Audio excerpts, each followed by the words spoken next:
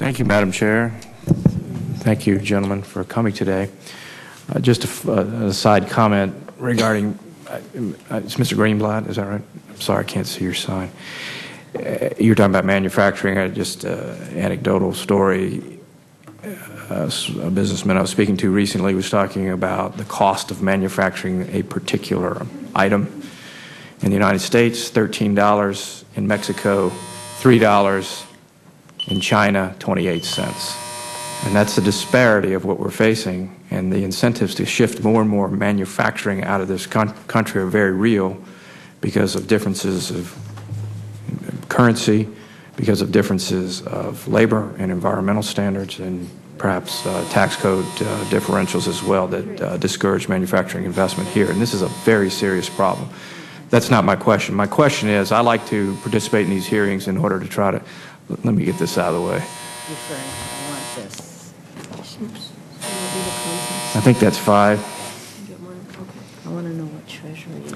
To participate in these hearings in order to discuss big ideas. Now, all of you have generously given of your time to come today, but we're still kind of in a framework of discussing on the margins what already is. You know, tweak this area of the tax code, simplify this, depreciate that. I just walked out of the room to talk to a group of people who have a very legitimate concern that their depreciation schedule is not consistent with the actual life of the equipment. Very legitimate.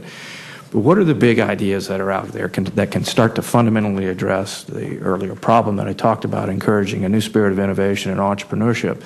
We have a new philosophical direction that's coming in the workforce.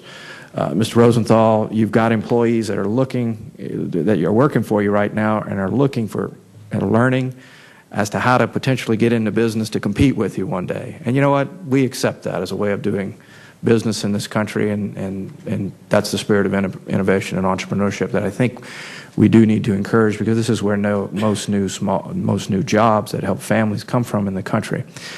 Let's reframe the question. What are the big ideas out there that can further drive an entrepreneurial spirit beyond what we traditionally think about, which is access to capital and proper education and less regulatory barriers? One of which, and we've held many hearings on this in this committee, is the problem of health care. We have tethered health care benefits generally to business because of the way the 60-year history of this has been and its way it's written into the tax code.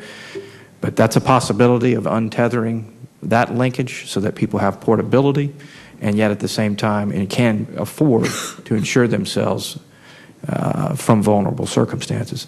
The other is, have we structured the tax code, and Dr. Lyon, perhaps you can address this, in a way that facilitates the congregation of people in one place because we depreciate real estate a particular way or assets a particular way, versus allowing people to be dispersed and entering into new types of contractual arrangements from home or by telecommuting, and giving incentives to do that, which is much more consistent in many ways with a lot of the new workplace philosophical paradigm that we're seeing in terms of this entrepreneurial spirit. That may not work in all businesses where you have to have certain economies of scale, either restaurant or manufacturing, but in a lot it may. And are we impeding that progress because of certain structures that we have in the tax code? These are the kinds of ideas that I want to try to get under and use you as experts in this field to help think constructively through, all with a vision toward enlivening and animating a spirit of entrepreneurship in this country, which we all agree is for the benefit and well-being of American families. So, who wants to take that on? I'll start, and the others can be I more used 5 creative. minutes asking a question. I'm sorry. Well, you asked some very challenging questions.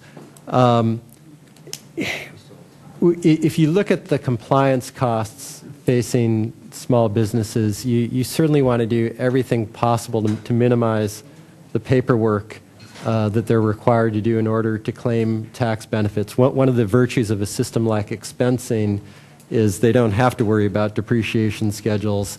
I read your comments on expensing right before.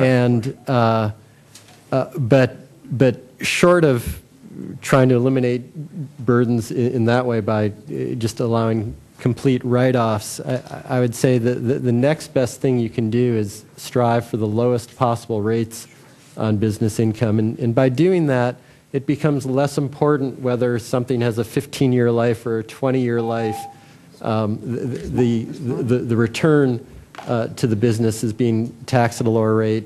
Entrepreneurs can spend their time generating income instead of trying to comply with the tax law. Well, my time is done, but gentlemen, if you'll ruminate on these broad questions, and we're available for input and ideas, I'd appreciate your input because of your expertise. Thank you.